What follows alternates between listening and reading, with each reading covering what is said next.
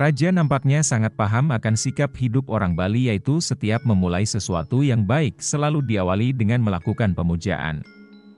Demikianlah Raja Mengwi pertama ini mengajak umat merehabilitasi tempat pemujaan di hutan pala itu sebagai langkah awal untuk melakukan perlindungan dan pemeliharaan hutan pala itu sebagai sumber alam yang maha penting.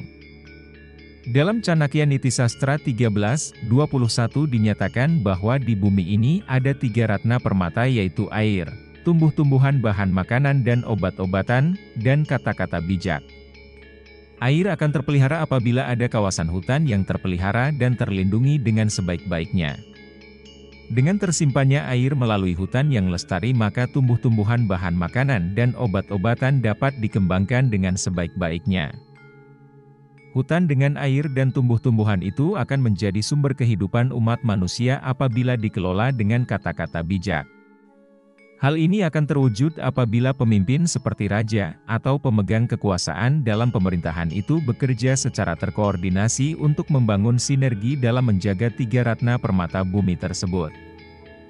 Ternyata kebijaksanaan raja membangun kembali tempat pemujaan yang disebut Pura Bukit Sari di hutan pala desa Sangay itu menimbulkan dampak positif, memajukan sikap hidup masyarakat, memelihara dan mengembangkan hutan pala dengan sebaik-baiknya.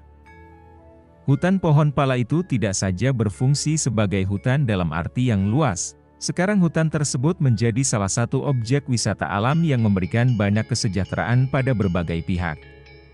Lestarinya hutan pohon pala ini karena kebijaksanaan Raja Mengwi bersama dengan masyarakat menyebabkan hutan pohon pala itu semakin eksis. Dari zaman penjajahan Belanda sampai sekarang hutan ini ditetapkan sebagai cagar alam yang mewajibkan semua pihak melindungi, memelihara dan mengembangkan gagasan-gagasan hidup yang baik dan benar melalui hutan pohon pala yang lestari itu.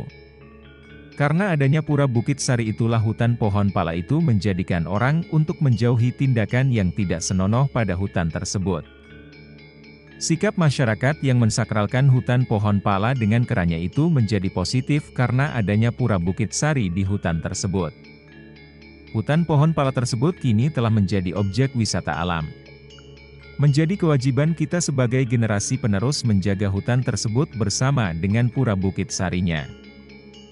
Kita hendaknya sadar bahwa hutan dengan puranya itu wajib kita jaga lebih kuat dengan berbagai ketentuan karena dinamika pariwisata dewasa ini menimbulkan banyak godaan agar kita tidak lalai memegang prinsip hidup seimbang antara berbakti pada Tuhan, menyayangi alam dan mengabdi pada sesama.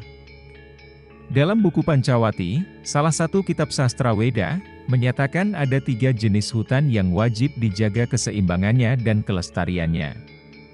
3 jenis hutan itu adalah Mahawana, Tapawana dan Sriwana.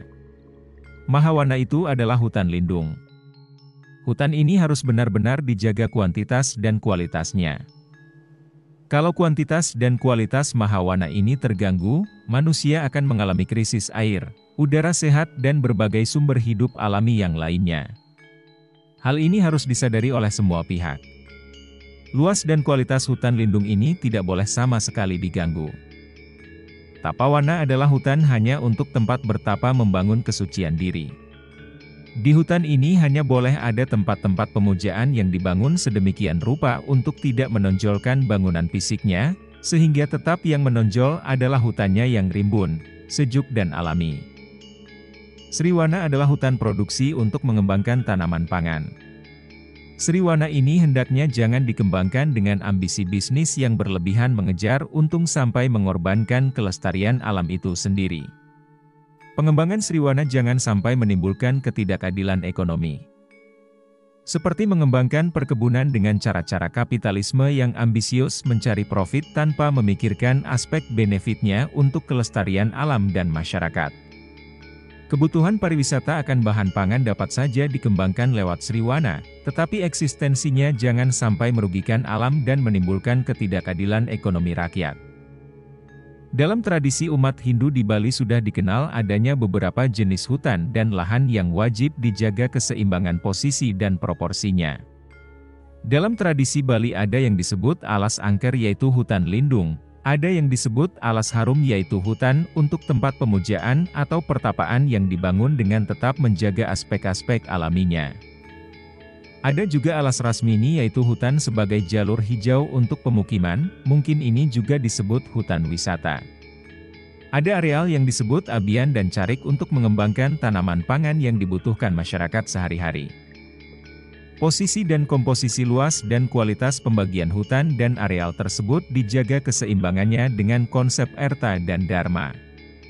Di samping itu daerah Bali yang sangat digandrungi oleh berbagai pihak harus dibatasi dengan berbagai cara yang benar agar Bali jangan sampai kelebihan muatan. Kalau Bali sampai kelebihan muatan bagaikan kapal yang akan karam ditelan gelombang bisnis dan politik yang mengabaikan etika moral. Berbagai perilaku harus dibatasi agar jangan dengan Erta dan Dharma. Artinya, membangun Bali jangan sampai melanggar Erta dan Dharma. Karena hal itu akan dapat menenggelamkan Bali bagaikan kapal yang terlalu syarat dengan muatan.